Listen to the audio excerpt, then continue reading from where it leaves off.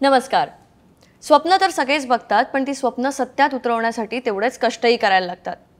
एका सामान्य कुटुंबातील मुलगा ते कार्यकर्ता आणि आता एका पक्षाचा अधिकृत उमेदवार असा प्रवास आज आपण बघणार आहोत.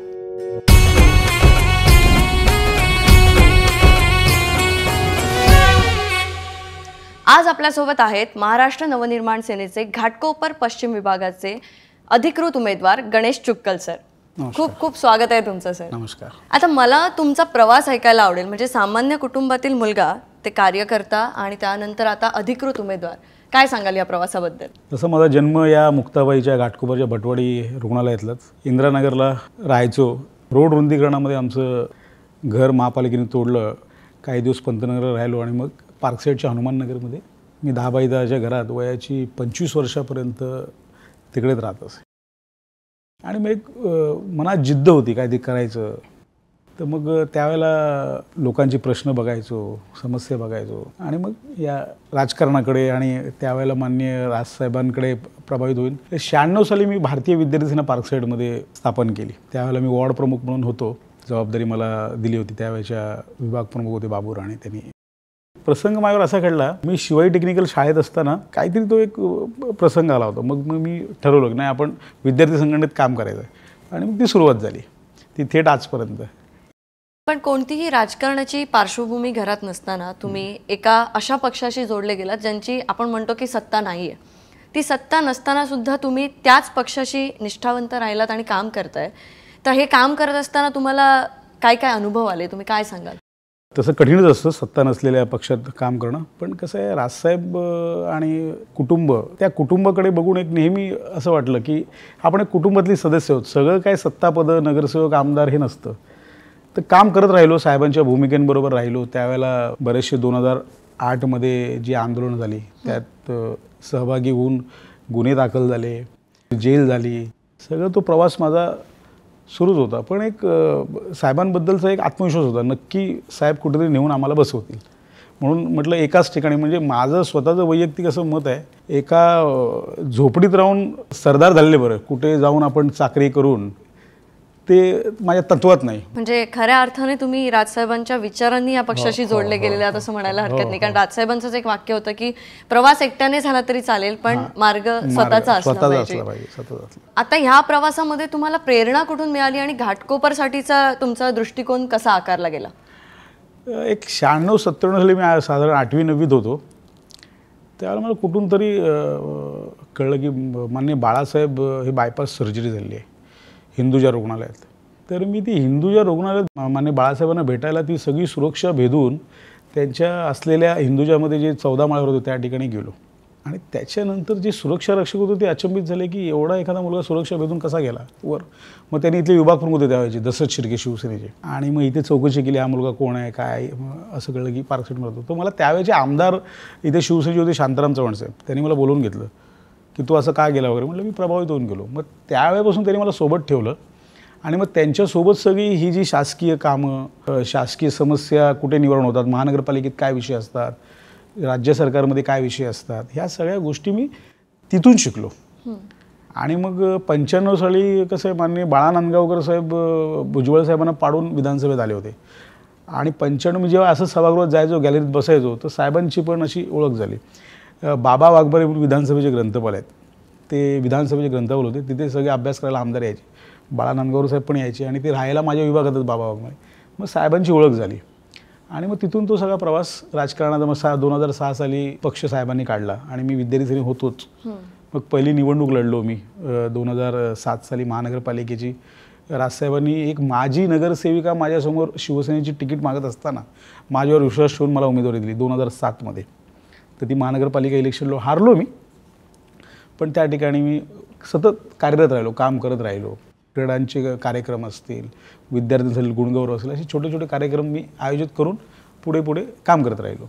आत्ताच तुम्ही उमेदवारीचा अर्ज भरला आणि तो अर्ज भरताना जी गर्दी झाली होती, ती गर्दी बघून तुम्हाला असं वाटतं का की अख्खा घाटकोपर तुमच्या बाजूने आहे? आणि ती गर्दी बघितल्यानंतर काय भावना होत्या तुमच्या मनात? ती गर्दी नुसती नाही, ती एक प्रेमाने लोक आली होती. कारण काय, गेली अनेक वर्ष आणि विशेषतः मी 2019ला जी विधानसभा निवडणूक लढलो त्यावेळेला लोकसभा पक्षाने लढवली नव्हती. विधानसभा अचानक निर्णय झाला लढवायची म्हणून आपण लढलो. आणि त्यानंतर आलं कोविड. कोविडमध्ये मी प्रचंड काम केलं. काही जे नर्सिंग शॉप्स आहेत, रुग्णालय आहेत, यांनी प्रचंड लूट चालवली होती. काही पेशंटकडे भरायला पैसे नव्हते. मग मी तर काही पेशंटनं घरी उचलून आणले रुग्णालयातून बिलं न देता. तर ते गुन्हे दाखल झाले माझ्यावर. मग त्यांच्या बाकीच्या सगळ्या कोविड काळामध्ये जी मदत असेल ती मी केली. कोविडनंतर सतत चांगले चांगले उपक्रम राबवले आणि ते सातत्याने ते उपक्रम राबवल्यामुळे एवढी वर्ष इथे तसं काही होत नव्हतं. आणि मग ते लोकांना एक माझ्याबद्दलचं प्रेम वाढत गेलं. तर ते प्रेम होतं. ती सगळी प्रेमापोटी आलेली प्रेमापोटी. तुमचा जन्म घाटकोपरचा आहे आणि घाटकोपरची सध्याची परिस्थिती आणि तिथल्या समस्या ज्या आहेत त्याकडे तुम्ही कसं बघता? काय झालं, साधारण 2009 साली हा मतदारसंघ वेगळा झाला. पूर्वी हा मतदारसंघ कुर्ला मतदारसंघ म्हणून होता. त्यावेळेला शांताराम आधी 90ला रमाकांत मयेकर शिवसेनेकडून निवडून आले होते, रमाकांत मयेकर साहेब. नंतर 95ला शांताराम चव्हाण साहेब निवडून आले आणि नंतर आता 2000 मला वाटतं 95 नंतरची जी निवडणूक झाली 2004ची 99ची निवडणुकीत तिथे नसीम खान निवडून आले काँग्रेसचे. तर सतत या ज्या म्हणजे मूलभूत सुविधा ज्या असायच्या, गल्ली गटार पायवाटा शौचालय, या सगळ्या सुविधा होत होत्या. पण घाटकोपरला जेव्हा 2009 हा वेगळा मतदारसंघ झाल्यावर माननीय राजसाहेबांनी राम कदम यांना उमेदवारी दिली. मनसेचे उमेदवार होते. आम्ही सगळ्यांनी खूप कष्ट करून त्यावेळेला त्यांना निवडून आणलं. काय भ्रमनिरास असं झालं की मूलभूत सोयीसुविधांचीच कामच झाली नाही. म्हणजे हा सगळा तुम्ही बघत असाल डोंगराळ भाग आहे. डोंगराळ भागामध्ये महाड, पोलादपूर, जुन्नर, आंबेगाव हा प्रामुख्याने हा समाज या ठिकाणी राहतो. कोकणातला समाज राहतो. बोलायला नाही पाहिजे पण जागतिक कीर्तीचं शहर आपण म्हणवतो आणि तिथे महिला पण शौचालयाला उघड्यावर जात असतील. तर अशा समस्या, गल्ली गटार पायवाटाच्या समस्या, मुख्य प्रश्न पाण्याचा विषय. पाणी रात्री 4-4 वाजता येतं, 2 वाजता येतं. लोक कामाला कधी जाणार, उठणार कसे, पाणी भरणार कसे, ह्या सगळ्या समस्या इथे या 15 वर्षात काहीच झालं नाही. आणि इथले जे आमदार आहेत, ठीक आहे, सुरुवातीची 5 वर्ष मनसेची सोडली, 5 वर्ष ते देवेंद्र फडणवीस साहेबांच्या सरकारमध्ये आमदार होते. आता 2.5 वर्ष ते सरकारमध्ये आहेत. सत्तेत असून पण त्यांना त्यांचे केस वाढावे लागतात. पाण्याचा प्रश्न सुटत नाही. अशा अनेक समस्या आहेत. पाण्याची वर्षानगरची जी टाकी आहे त्याची एकदम अवस्था दयनीय झालेली आहे. त्या पाण्याची टाकी जर आपण जाऊन बघितलं तर त्याच्यामध्ये जर समजा उद्या काही असं विषारी एखादं प्राणी बिडी मरून पडलं तर अख्खी लोकांचं भवितव्य, मला त्याची फार चिंता वाटते. तर या सगळ्या समस्या अशा म्हणजे मूलभूत सुविधांचा खूप या 15 वर्षामध्ये काहीच झालेलं नाही या ठिकाणी. तुम्हाला असं वाटतंय का की ह्या सुविधा ज्या आहेत किंवा ह्या ज्या समस्या आहेत ह्या सोडवल्या जाऊ शकतात आणि तरी सुद्धा त्या सोडवल्या गेल्या नाहीत? काही अशक्य नाहीये. सोडवलं म्हणजे तुमची इच्छाशक्ती असेल तर प्रशासनावर जर तुमचा वचक असेल, काय सुविधा फार मोठी गोष्ट नाही. आणि आम्ही शेवटी मनसेत काम करतो, आमची स्टाईल ही वेगळी असते. तर ते आम्ही आमदार नसलो तरी जे शक्य होईल ते करतो. पण उद्या जर समजा जनतेने आम्हाला आमदार म्हणून मला समजा जर संधी दिली तर ह्या समस्या फार काही मोठ्या नाही आहेत. मला वाटतं रखडलेले SRAचे प्रोजेक्ट्स गेली 15 वर्ष या ठिकाणी लोक ट्रान्झिट कॅम्पमध्ये आज दयनीय अवस्थेत राहत आहेत. म्हणजे राजकीय लोकांनी त्यांना विकासकाकडनं घरं तर उचलली आणि त्यांना ट्रान्झिट कॅम्पमध्ये आज रामनगरसारखा विभाग आहे. 2000 लोकांचं ते ट्रान्झिट कॅम्प आज पडायला आलं आहे. तुम्ही बघू शकता. मला आठवतं 95ला शांताराम जोडसाहेब आमदार होते, त्यावेळेला तो प्रकल्प झाला. आज पण लोक 20-20 वर्ष ट्रान्झिट कॅम्पमध्ये राहतात. त्यांना पाण्याची ना व्यवस्थित व्यवस्था आहे ना त्यांचं ठरलेलं भाडं हे विकासकाकडनं दिलं जात नाही. SRAने 100 त्यांना शोकस नोटीस काढलेले आहेत की तुम्ही लोकांची भाडे द्या. आता परवा सम्राट अशोक म्हणून आपले सगळं आंबेडकर चळवळीतली लोक, तो समाज तिथे राहतो, त्यांचं पाण्याचं कनेक्शन कट केलं. तिथल्या अध्यक्षांचा मला फोन आला. म्हटलं दिवाळी आहे, म्हटलं ते कनेक्शन जर तुम्ही कापलं तर म्हटलं लक्षात ठेवा म्हटलं. तर अशा या समस्या माझ्या स्वतःच्या वाटतात मला. म्हणजे आपण त्या विभागात राहिलेलो आहे आणि कशी माझी मित्रमंडळी राहत असतील, म्हणून या समस्या काय फार मोठी गोष्ट नाही. तुम्ही इच्छाशक्ती असेल तर प्रशासनाकडनं ते करून घेणं फार अवघड नाही. आणि या समस्यांमुळेच असं होतं की माणूस कंटाळतो आणि मग तो म्हणतो की मला इथे राहायचंच नाही आणि तो सोडून जातो. मग आपण म्हणतो की मराठी माणूस मुंबई सोडून लांब चालला, बदलापूरला, कर्जतला चालला. त्यापेक्षा आपण आपल्या मराठी माणसांसाठी प्रयत्न केले तर नक्कीच या समस्या आपण सोडवू शकतो.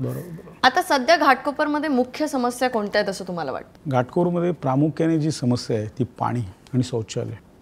म्हणजे या ठिकाणी भारतातलं सर्वात मोठं रक्षाबंधन होतं, पण त्याच बहिणींना या मुंबई जागतिक कीर्तीचं शहर म्हणून जे सांगितलं जातं, तिथे महिला त्या डोंगराळ भागात उघड्यावर त्यांच्या शौचालयाकरता जावं लागतं. खूप मोठी दुर्दैवाची गोष्ट आहे. पाणी सकाळी 4ला पण येतं, रात्री 2ला पण येतं. सर्वसामान्यांचा विभाग आहे हो. सकाळी माणूस उठून कामाला जाणार आणि परत संध्याकाळी येणार आणि त्याला पाण्यासाठी जागावं लागणार. म्हणजे त्याची किती त्याला शारीरिक पण त्रास होत असेल. नंतर हा भाग सगळा तुम्ही बघितला तर सगळा तुम्ही कधी विमानातून उतरत असाल ना, तर असा उतरताना ती सगळी जी तुम्हाला लाईटिंग डोंगर दिसेल तो हा डोंगर. तर हा सगळा डोंगराळ भाग आहे. पावसाळ्यात इथे जर मुसळधार पाऊस झाला तर मातीची घसरण होऊन इथे लँडस्लाईड पण बऱ्याच ठिकाणी होतात. काही वेळेला होऊन लोक मृत्युमुखी पण झालेत. तर राज्य शासनात एक बजेट असतो, रिटेनिंग वॉल म्हणून एक हेड आहे. त्या हेडमधून महानगरपालिका त्याचं सर्वेक्षण करतं आणि ते बांधायचे असतात. म्हणजे ते पण इथे बांधले गेलेले नाही आहेत. त्याच्यात पण मोठं भ्रष्टाचार झालेलं आहे. दुसऱ्या समस्या इथे स्ट्रीट लाईटच्या आहेत. आज डोंगरात रात्री जाताना साधी दिवाबत्ती पण नाही आहे. म्हणजे मूलभूत सुविधांचा एवढा अभाव या घाटकोपर वेस्टमध्ये आहे. गेली 15 वर्ष त्या समस्या काही सोडवल्या गेल्या नाहीत. एक विषमता तुम्हाला सांगतो. मी तर त्या झोपडपट्टीवर लहानाचा मोठा झालो.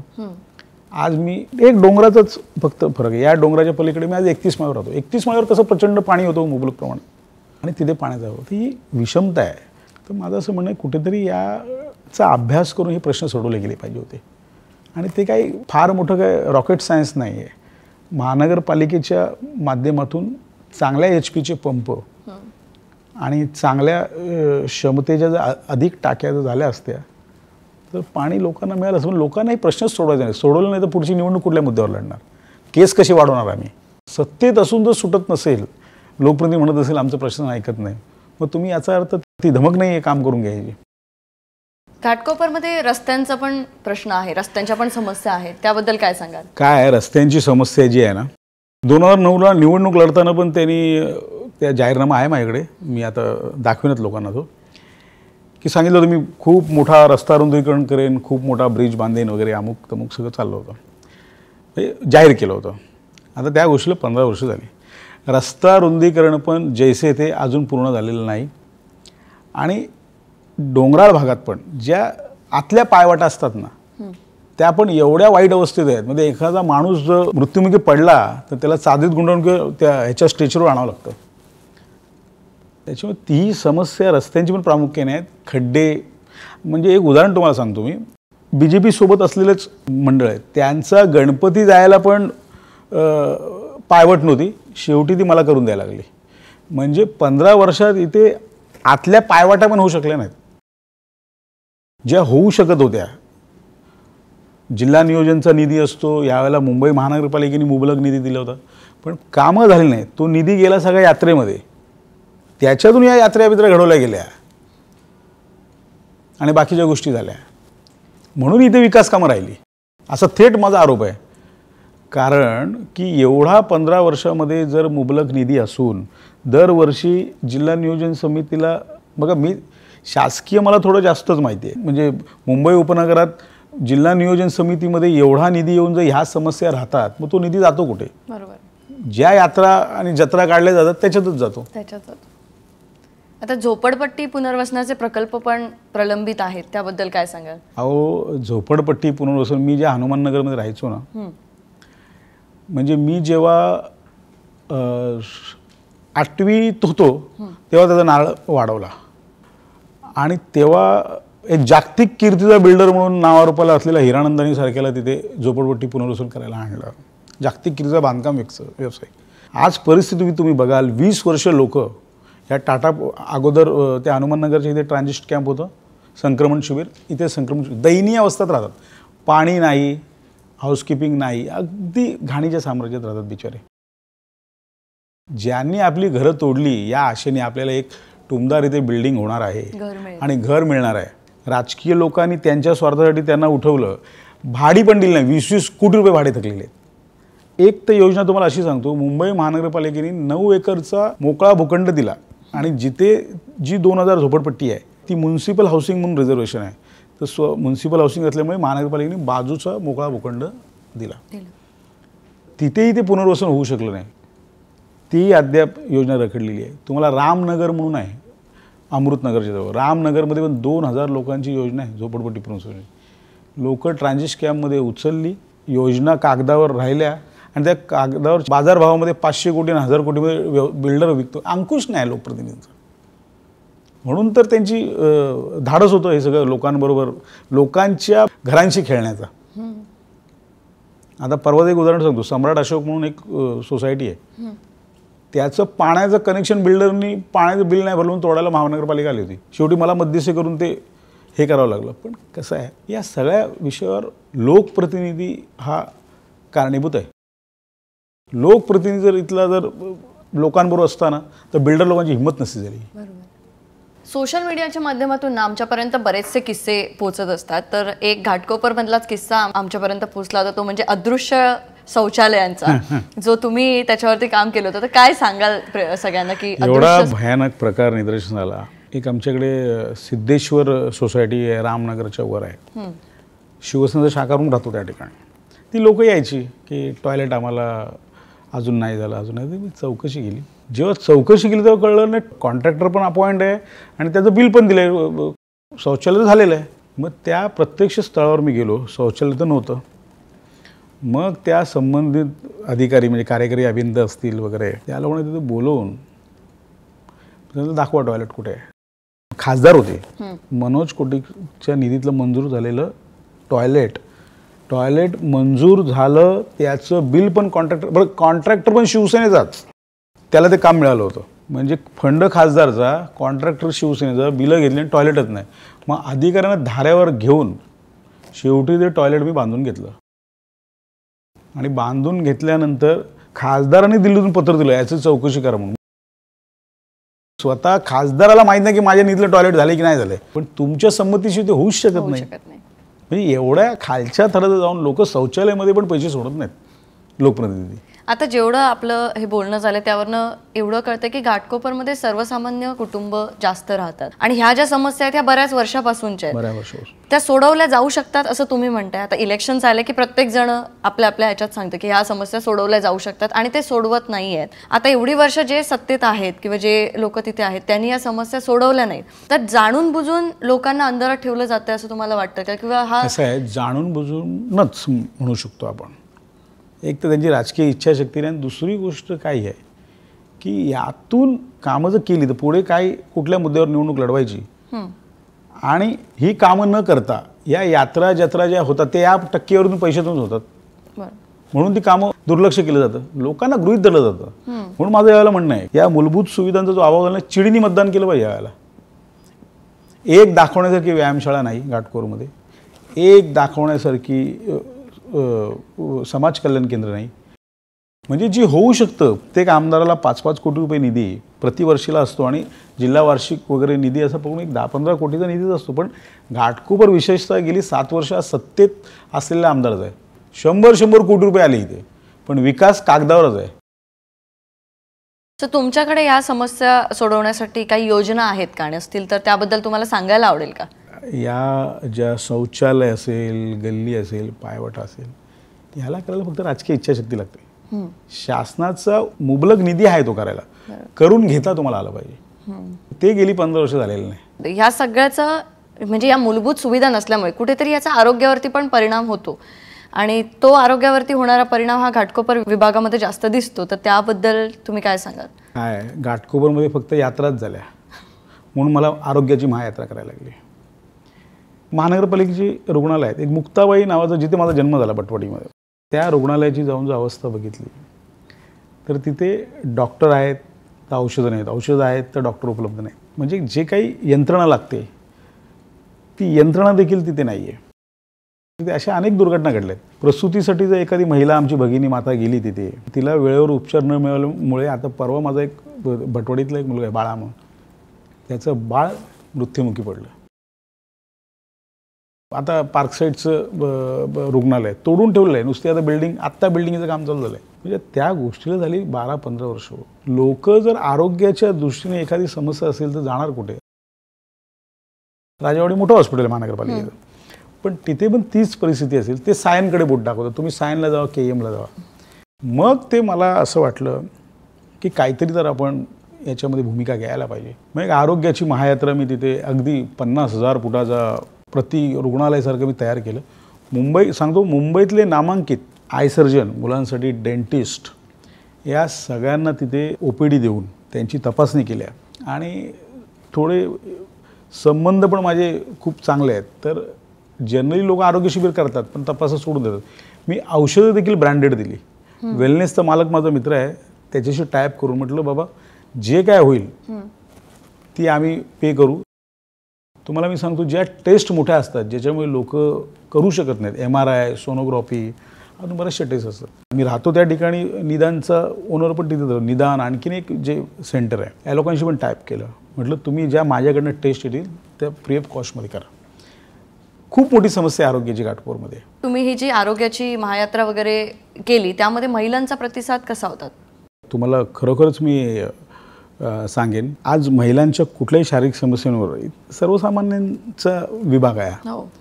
महिला पण काही घरकाम करणाऱ्या महिला आहेत, काही गृहिणी आहेत, सर्वसामान्यांचं स्वतःच्या शारीरिक ज्या काही समस्या आहेत त्याच्याकडे ते दुर्लक्ष करतात. का तर नाही, हा खर्च आपल्याला पेलवेल का, म्हणून मी महिलांसाठी प्राधान्य म्हणून त्या ठिकाणी आरोग्य शिबिरमध्ये विशेष गायनेकॉलॉजिस्ट तज्ज्ञ बसवले की महिलांची ज्या काही तुमच्या समस्या आहेत त्या तुम्ही डिस्कस करा आणि म्हणजे तपासणी करून घ्या.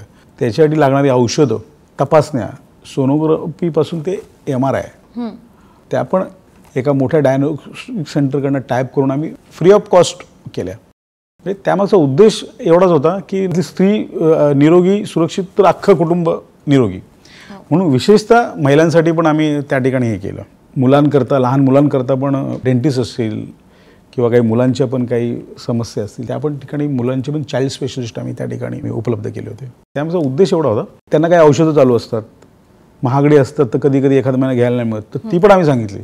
तुम्हाला जी डॉक्टरांनी तुमच्याकडे लिहून दिलेली औषधं आहेत ती पण फ्री आम्ही दिली. एखादी गोष्ट करायची ठरवली तर काही करू शकता, हे मी दाखवून दिले. तुम्ही हे दाखवून दिले की देह देवाचे मंदिर. याच्या अगोदर पण आरोग्य शिबिर केले गेले, फक्त तपासणी करून आम्ही सोडले नाही. म्हणजे एक शस्त्रक्रिया पण असेल तर मी जर उद्या सांगेन ही शस्त्रक्रिया आहे का, तुम्ही सायनला जावा, तर मग माझा उपयोग काय? सायनला तर सामान्य माणसाला पण माहिती आहे, सायन रुग्णालय आणि KM मध्ये होतात. खाजगी रुग्णालयात पण आम्ही ते करून द्यायचा प्रयत्न केला. घाटकोपरच्या माझ्या माता भगिनी आणि घाटकोपरच्या लोकांचं आरोग्य हे चांगलं ठेवणं, यासाठी जे शक्य आहे, जे प्रयत्न करावे लागेल तो मी प्रयत्न करतच राहणार आहे. हा माझा शब्द आहे. तुम्ही जी आरोग्याची महायात्रा आयोजित केली होती त्याला साक्षात राजसाहेब ठाकरेंनी सुद्धा भेट दिली होती, तर काय सांगाल त्याबद्दल? घाटकोपरच्या इतिहासात एवढं भव्य आणि व्यापक आरोग्य शिबिर कधी झालं नव्हतं. म्हणून माननीय राजसाहेबांनी पण भेट देऊन माझं कौतुक केलं. शर्मिला वहिनी पण त्या ठिकाणी येऊन, शर्मिला वहिनी देखील म्हणाल्या की मी असं आरोग्य शिबिर अजून मुंबईत नाही बघितलं. तर खूप नियोजनबद्ध, खूप सगळ्या सुविधांनी सुसज्ज, सगळ्या समस्यांचं निराकरण करणारं आरोग्य शिबिर. नुसतं राजकारणासाठी म्हणून काही दाखवायचं, करायचं म्हणून आरोग्य शिबिर करायचं, तपासणी करायला सोडून द्यायचं, तसं न करता लोकांना त्याचा जास्तीत जास्त फायदा घाटकोपरच्या कसा होईल, कशा त्यांच्या समस्या ज्या शारीरिक असतील त्या ठिकाणी कशी त्यांना चांगली औषधं मिळतील, कशा त्यांच्या तपासण्या होऊ शकतील, कशा त्यांच्या शस्त्रक्रिया करण्याचा मार्ग निघू शकेल, अशा सगळ्या व्यापक पद्धतीने ते आरोग्य शिबिर आम्ही केलं. अशी शिबिर आयोजित केल्यानंतर जेव्हा राजसाहेब वगैरे येतात स्वतः, तेव्हा तुम्हाला असं भावना काय असतात? भावना म्हणजे राजसाहेबांनी कौतुक केलं तर एक हे वाटतं ना की आपण केलेल्या कामाची पोचपावती मिळाली. साहेबांनी त्याची दखल घेतली. महाराष्ट्र नवनिर्माण सेनेबरोबर आणि माननीय राजसाहेबांबरोबर काम करताना नेहमी एक साहेबांचं एक वाक्य आहे, अन्याय दिसेल तिथे लाथ बसली पाहिजे आणि लोक तुमच्याकडे जर समस्या घेऊन आली तर त्याचं निराकरण झाली पाहिजे. त्याला अनुसरून जे शक्य होईल, एखादी समस्या आली ते सोडवण्याचाच प्रयत्न आम्ही करतो. शहरांमध्ये नेहमी बोललं जातं, म्हणजे मुंबई पुण्यासारख्या शहरांमध्ये, की आता खेळासाठी मैदानं राहिलेली नाही आहेत आणि घाटकोपरमध्ये तरुणाई जास्त आहे, तिथे खेळाची मैदानही आहेत आणि ती मैदानं वाचवण्यासाठी तुम्ही खूप प्रयत्न केले, त्याबद्दल काय सांगाल? काय हल्ली तर या सोशल मीडियाच्या ह्याच्यामध्ये मुलं मैदानाकडे कल कमी असतो आणि त्यात मैदानावर जर अतिक्रमण व्हायला लागली तर मग मुलं जाणार कुठे, खेळणार कुठे? 2006ला ना एक छत्रपती शिवाजी महाराज म्हणून मैदान आहे, त्या ठिकाणी असंच हिरानंदानी विकासकाने त्याचं सगळं रॅबिट बिटवलं. ते पण मी काढायला लावून महानगरपालिकेला ते मैदान अद्ययावत केलं. त्यावेळेला एक नाही म्हटलं 25-30 ट्रक माती बिती टाकून ते हे केलं. म्हणजे मैदानांच्या बाबतीत मी खूप तसा सिरियस असतो. मला एक जल्लोष नावाचा कार्यक्रम करायचा होता, कबड्डी आणि क्रिकेट वगैरे, तर माझ्याकडे मैदानच नव्हतं. मग हे अप्पर डेपोपाडा म्हणून एक विभाग आहे. अख्खं मैदान मी JCB फोकळून लावून, डोंगर होते म्हणजे एवढे मोठे मोठे दगड होते, ते फोडून मी अख्खं मैदान केलं. आज पण ते माझ्या नावाने ओळखलं जातं, गणेश चुक्कल मैदान म्हणून अप्पर डेपोपाड्याचं. तसंच एक माणेकलाल म्हणून मैदान आहे, म्हणजे तिथे खूप ऐतिहासिक सभा झाल्यात. मान्य बाळासाहेबांची झाली, पवारसाहेबांची झाली. एका भाजपच्या नगरसेवकाने अट्टास केला होता, तिथे मी काहीतरी समाज कल्याण केंद्र बांधतो आणि ऑफिस बिफिस थाटतो. सगळ्या राजकीय पक्षांनी हात काढून घेतले होते, लोकप्रतिनिधी, आमदार, खासदार सगळ्यांनी. पण मी नंतर थोडा अभ्यास केला. म्हटलं PGचं रिझर्वेशन आहे, इथे समाज कल्याण केंद्र कसं महानगरपालिका मंजुरी देऊ शकते. मग थेट कमिशनरांकडे गेलो. सीताराम कुंटे त्यावेळेला महानगरपालिकेचे आयुक्त होते. त्यांना सांगितलं, साहेब DC रूलमध्ये जर PGवर बांधकामच आणून देणार, तुम्ही कशी परवानगी दिली. तात्काळ त्यांनी ते रद्द केलं, पण मी ते मैदान वाचवलं. सत्तेत नसून सुद्धा तुम्ही जी कामं करताय आणि ज्या पद्धतीने जनतेसाठी करताय कामं, त्याने तुम्हाला जिगरबाज म्हटलं पाहिजे खरं तर. आणि जिगरबाज सारखा एक तुम्ही कार्यक्रम भरवला होता घाटकोपरमध्ये, त्याबद्दल काय सांगाल. घाटकोपर हा सर्वसामान्यांचा विभाग आहे. सर्वसामान्यांच्या विभागामध्ये सगळे खेळ माहिती व्हावे. म्हणजे आर्चरी असेल, इथे कोणाला माहीत नाही, रायफल शूटिंग असेल, कोणाला माहीत नाही, मल्लखांब, बॉक्सिंग, गोळाफेक, म्हणजे असे जे ऑलिम्पिक दर्जाचे जे खेळ आहेत. म्हटलं याचं एक त्यात काय खासदार खेळ संग्राम आयोजित केला होता श्रीकांत शिंदे साहेबांनी कल्याणमध्ये, तो बघितला मी. त्या दर्जेदार पद्धतीचं मी इथे भटवाडी म्हणून आमचं दत्ताजी साळवे क्रीडांगण आहे, अगदी त्या स्तराचं. मी त्याच्यामागचा उद्देश माझा होता की इथल्या मुलांना पण ते खेळ माहिती पडले पाहिजे. का नाही घाटकोपरचा एखादा मुलगा शूटिंगमध्ये उद्या प्रावीण्य मिळवेल, आर्चरीमध्ये प्रावीण्य मिळवेल, बॉक्सिंगमध्ये प्रावीण्य मिळवेल, क्रिकेटमध्ये प्रावीण्य मिळवेल. तर माझा त्यामागचा उद्देश आहे की इथे एखादी अकॅडमी पण करून, त्यांची जरी परिस्थिती नसेल तरी ते खेळ, ज्यांना ज्या खेळामध्ये रुची आहे, ज्या मुलांना मुलींना, ते खेळ आपण इथे प्रोत्साहन दिले पाहिजे. त्या माध्यमातून तुम्ही जिगरबाज आयोजित केला. म्हणजे नुसती मैदानं वाचवून सुद्धा हे नाही, तुम्ही मैदानं वाचवली सुद्धा आणि खेळ सुद्धा लोकांपर्यंत माझ्या घरात पोहोचवली. माझी लहान मुलगी ही नॅशनल टेबल टेनिस खेळते. अच्छा. माझा माझा भाचा हा अंडर-19 क्रिकेटमध्ये MIGला प्रॅक्टिस करतो, लंडनला काउंटी पण खेळतो. म्हणजे खेळाबद्दल माझं खूप म्हणजे हे आहे की आज मी विचार करतो, माझी मुलगी चांगल्या अकॅडमीत जाते बरोबर टेबल टेनिस खेळायला, माझा भाचा MIGमध्ये प्रॅक्टिस करतो. तर माझ्या घाटकोपरचा एखाद्या मुलाला जर समजा वाटलं क्रिकेट खेळावं किंवा एखादी आर्चरी करावी, तर त्यांना प्रोत्साहन कोण देणार, तो विचार करून मी ते सगळं केलं. घाटकोपर मध्ये आपण क्रीडा संकुल बघू शकतो असं म्हणायला हरकत नाही. नक्की झालं पाहिजे. एवढ्या वर्षात फक्त आश्वासनं झाली. निवडणुकीच्या 2 महिन्याआधी तुम्ही जाहीर करता की आम्ही ते क्रीडा संकुल बांधणार आहोत. 15 वर्ष होती आमदारांकडे. होऊ शकतं ना क्रीडा संकुल, चांगलं स्विमिंग पूल ज्याच्यामध्ये घाटकोपरचीच मुलं पोहतील, एक उत्तम क्रीडा संकुल होऊ शकतं घाटकोपरमध्ये. जिगरबाज खेळ महासंग्राम जो तुम्ही भरवला, तर त्यामागे तुमचा नक्की उद्देश काय होता. काय, घाटकोपरच्या मुलांमध्ये किंवा मुलींमध्ये प्रचंड कौशल्य आहे. उद्या एखाद्या खेळात करिअर करायचं ठरवलं तर एखादी चांगली नोकरी लागू शकते, कुठली संधी उपलब्ध होऊ शकते. त्या उद्देशाने तो खेळ संग्राम मी एवढ्या मोठ्या आणि दर्जेदार पद्धतीने आयोजित केला. आता तुम्ही प्रत्येक सणामध्ये काहीतरी वेगळं करण्याचा प्रयत्न करता. आणि दहीहंडी बद्दल आपण पहिलं बोलूया की दहीहंडी म्हणजे मुंबईतली दहीहंडी ही सगळ्यांनाच माहिती आहे की किती मोठ्या प्रमाणावरती ती केली जाते. आणि घाटकोपरची दहीहंडी म्हटलं की एकच नाव येतं, ते म्हणजे गणेश चुक्कर. तर तिथे एक चोरहंडी नावाचा प्रकार जो तुम्ही चालू केलाय, तर त्याबद्दल काय सांगाल की नक्की काय आहे ते. काय, इथे 40-45 गोविंदा मंडळ आहेत. कामाला जाऊन परत येणार, प्रॅक्टिस करणार आणि ते जास्तीत जास्त थर लावायचं, त्यांची जी एक जिद्द असते, तर त्यांना प्रोत्साहन पण आपण दिलं पाहिजे.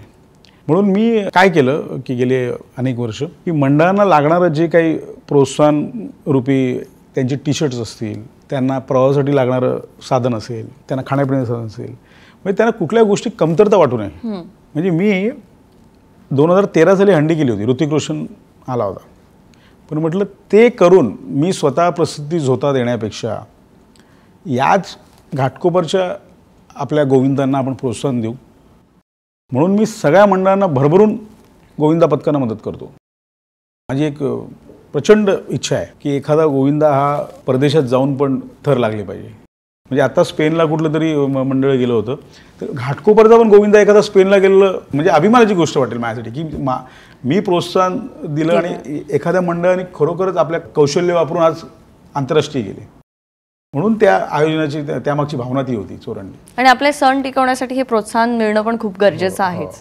आता सणांबद्दल आपण बोलतोच आणि मी कोकणातली आहे, तर आता आपण गणेशोत्सवाकडे येऊया. गणेशोत्सवाच्या निमित्ताने तुम्ही कोकणातल्या म्हणजे इथल्या चाकरमान्यांसाठी बसेसची वगैरे सुविधा करता. आणि जसं संकट आलं की आपल्याला गणपती आठवतो, तसं घाटकोपरमध्ये गणेशोत्सव आला की सगळ्यांना गणेश चुक्कल हे नाव आठवतं आणि सगळ्या मंडळांमध्ये तुमचे फोटोज पण दिसतात. तर हे चित्र कशामुळे आहे? की गणेशोत्सव हा सण माझ्या देखील खूप जिव्हाळ्याचा आहे. घरी 5 दिवसाचा गणपती देखील असतो लहानपणापासून. एक मी या सार्वजनिक जीवनात काम करत असताना एक पाहिलं की गणपतीला गावी जाण्यासाठी काय चाकरमान्यांना संघर्ष करावा लागतो. हो. तिकीट बुकिंग असेल किंवा या सगळ्या प्रायव्हेट खाजगी जे ट्रॅव्हल्सची लूट असेल आणि घरी गणपतीला जर जायचं असतं, म्हणून मग आम्ही त्या बसेस सुविधा कशी गावी जाण्यासाठी करता येईल. बहुतांश भाग हा सगळा कोकणातला या ठिकाणी तळ कोकणातला आहे. लांब जावं लागतं सावंतवाडीपर्यंत वगैरे. तर मग मी ते बसेस सोडण्याचा निर्णय गेले अनेक वर्ष सोडतोय. चांगला प्रतिसाद मिळतो आणि लोकांना सुविधाही मिळते. मग त्यांना बुकिंगचं आणि याचं त्याचा तो तणाव राहत नाही. गणपती बाप्पाची आराधना करायला सगळे जातात गुण्यागोविंदाने, ते एक समाधान असतं. हो. राज ठाकरे साहेबांचं एक वाक्य आहे बघा, आपण मंदिरात जातो, दानपेटीत पैसे टाकतो, ते पैसे याकरता टाकतो की आपला धर्म वाढावा.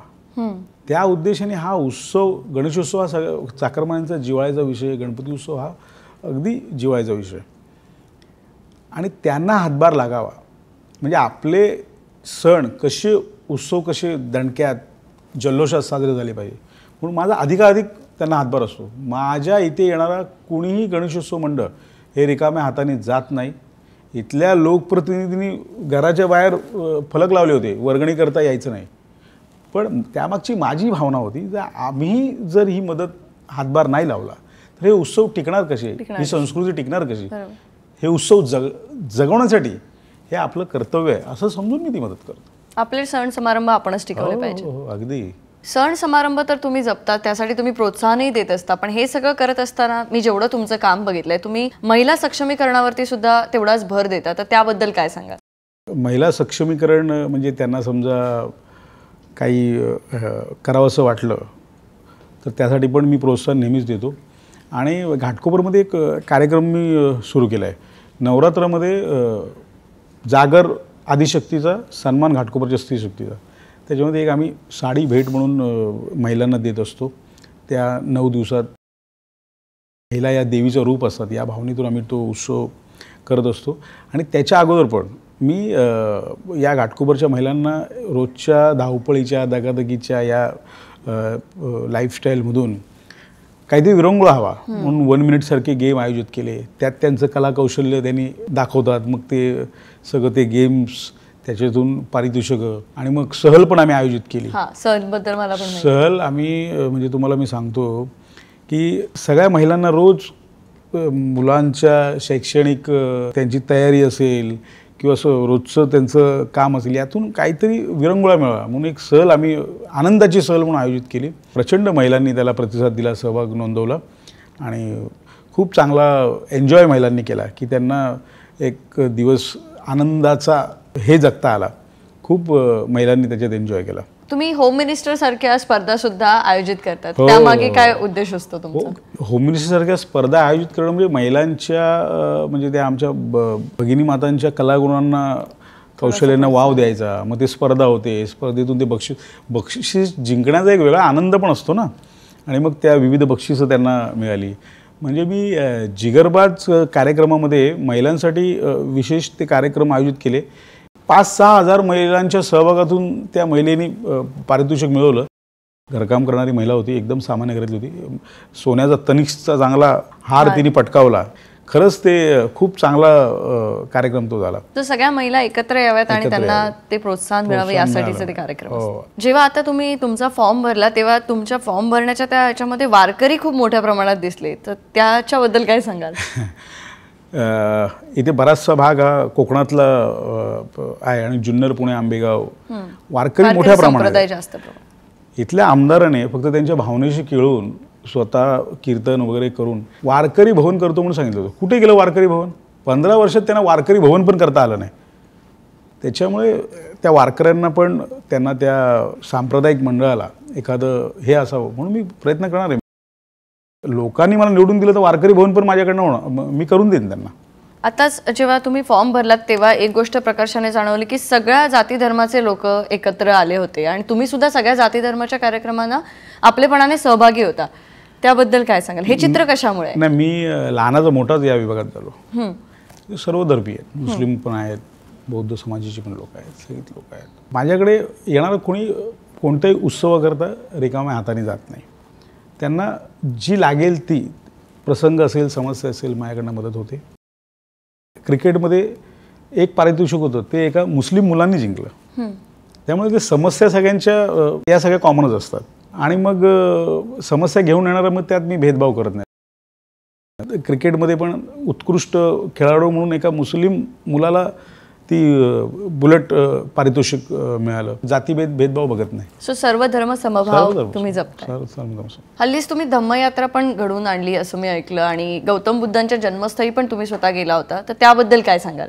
समाजातील प्रत्येक व्यक्तींची इच्छा असते एक श्रद्धेने त्या ठिकाणी जाऊन गौतम बुद्धांच्या जन्मस्थळी नतमस्तक व्हावं. तर प्रत्येकाला ते शक्य होत नाही, म्हणून एक विचार करून आम्ही ती धम्मयात्रा आयोजित केली. नेपाळमध्ये लुंबिनी हे भगवान गौतम बुद्धांचं जन्मस्थान आहे आणि बोधगया जिथे त्यांना भगवान गौतम बुद्धांना ज्ञानप्राप्ती झाली, अशा ठिकाणी सर्व 2000 लोकांचा सहभाग होता. 24 बोगीची ती ट्रेन आम्ही बुक केली होती. बरेच प्रयत्न झाले ती ट्रेन मिळू नये, पण त्याचा खूप पाठपुरावा केला. पक्षाचे नेते माननीय बाळा नांदगावकर साहेब यांनी केंद्रात खूप रेल्वे मंत्र्यांना विनंती करून ती ट्रेन मिळवली आणि इथला समाज सगळा त्या ठिकाणी जाऊन एक शांततेचा संदेश घेऊन ती यात्रा यशस्वीरित्या आमची. सो असं म्हणायला हरकत नाही की एक शांततेचा संदेश देणारी ही यात्रा होती. शांततेचा संदेश देणारी यात्रा आम्ही आयोजित केली. आतापर्यंत आपण घाटकोपरमधल्या समस्या आणि त्या सगळ्यांवरती बोलत आलो, पण कुठे पूर परिस्थिती आली म्हणजे अगदी महाडच्या पुराचं आपण उदाहरण घेऊया की महाडमध्ये जेव्हा पूर आला होता तेव्हा तुम्ही स्वतः जाऊन तिथे मदत केली होती आणि कोविडच्या काळात सुद्धा तुम्ही मदत केली होती. म्हणजे फक्त घाटकोपर पुरतं तुम्ही मर्यादित दिसला नाही आहात, त्याबद्दल काय सांगाल? बघा, इथे महाड पोलादपूर पण खूप माझी रहिवासी आहेत घाटकोपरमध्ये आणि त्यांच्या गावावर संकट आलं. मग मी अख्खं सगळं ते सामुग्री घेऊन थेट गेलो. त्या गावागावांमध्ये आम्ही मदत पोचवली. गावच्या गाव अख्खं दफन झालं होतं. त्यांचं लवकरात लवकर कशी तिथे घरं होतील याकरता शर्मिला वहिनींचं त्यांचं बोलणं पण करून दिलं. साहेबांनी पण त्यात, मोठ्या साहेबांनी, राजसाहेबांनी पण त्यात हे केलं. त्यांचं गाव कसं पुनर्वसन होईल याकरता त्यांनी पण पाठपुरावा केला. आणि कोविडमध्ये मला आठवतं जस्ट कोविड चालू होतं आणि ते क्वारंटाईन सेंटर होते. ते घाटकोपरमध्ये शिवदास कांबळे नावाचे आय थिंक गंगावडीचे एक गृहस्थ होते. त्यांना वेळेवर पाणी, निकृष्ट अन्न मिळालं म्हणून ते हे होऊन मृत्युमुखी झाले. त्याचा जाब सहाय्यक आयुक्तांना जाऊन विचारला होता, म्हणजे अगदी आक्रमक पद्धतीने. तर माझं म्हणणंच ते होतं की एवढं सगळं आहे आणि महानगरपालिकेकडनं अशी चूक होऊच कशी शकते. आणि त्यावेळेला इथले लोकप्रतिनिधी खारला झोपले होते घरी आणि इथले जे बाकीचे दादा वगैरे होते ते पण गायब होते. जे शक्य आहे ते मी करता आलं. ते काही रुग्णांना मी जी लुबाडणूक नर्सिंग होम आणि हॉस्पिटल्स करत होते, मी रुग्ण घरी उचलून आणले न बिलं देता. काय गुन्हे नोंदवायचे ते नोंदवा. आर्सेनिकसारखी औषधं वाटली. काही ठिकाणी जी रॅशन्स असतील ते उपलब्ध करून दिले. बरंच कोविडमध्ये आम्ही खूप काम केलं. म्हणजे घरात माझे मुलं लहान असताना देखील तुम्ही मी बाहेर कसली पर्वा न करता मी जाऊन येत होतो. लोक बाहेर जायला पण घाबरत होती, पण मी त्या लोकांमध्ये राहून केलं जेवढं शक्य होईल तेवढं काम आम्ही कोविडमध्ये पण केलं. आता जाता जाता एक शेवटचा प्रश्न की घाटकोपरच्या मतदारांना आता तुम्ही काय सांगाल आणि विशेष करून तरुणाईला जे पहिल्यांदाच मतदान करणार आहेत अशा तरुणाईंना काय सांगाल? मी पहिल्यांदा जे मतदान करणार आहेत त्यांना हे सांगेन तरुणांना, आपण जसं आयुष्यात घेतलेली पहिली बाईक, पहिलं घड्याळ, कोणती गोष्ट जी पहिली घेतो ती एक आठवण असते. त्याप्रमाणे या घाटकोपरच्या नवनिर्माणासाठी जो बदल घडवायचा आहे त्याच्यावर तुम्ही पहिल्यांदा मतदान करणार आहात. त्याच्यामध्ये मतदान तुम्ही नक्की विचारपूर्वक करा आणि जी गेली 15 वर्ष या घाटकोपरची वाया गेली आहेत त्याच्या बदल घडवण्यासाठी करा. एवढंच मी तरुणांना सांगेन. आणि इथल्या जनतेला मी हे सांगेन ही गेली 15 वर्ष ज्या मूलभूत सोयी सुविधांपासून तुम्ही वंचित राहिलात, तुम्ही ज्या समस्या रोज उठून सामोरं जाताय, पाण्याचं असेल, लँडस्लाईड होऊन डोंगर कोसळण्याचं असेल, डोंगर कोसळून जीवितहानी जी झालेली आहे त्यासाठी असेल, किंवा गल्ली गटार पायवाट असेल, या घाटकोपरमधल्या ज्या समस्यांना तुम्ही रोज सामोरं जाता त्या चिडीने तुम्ही मतदान करा आणि घाटकोपरच्या नवनिर्माणासाठी बदल घडवा. नक्कीच, आणि ते सगळेजण करतीलच अशी आपण आशा बाळगूया. तर आज आपण महाराष्ट्र नवनिर्माण सेनेचे घाटकोपर पश्चिम विभागाचे उमेदवार गणेश चुक्कल यांच्याशी गप्पा मारल्या आणि त्यांचं घाटकोपरच्या नवनिर्माणाचं स्वप्न जाणून घेतलं. तर हे स्वप्न पूर्ण करण्यासाठी तुम्हाला आमच्या सगळ्यांकडनं खूप खूप शुभेच्छा. धन्यवाद. धन्यवाद.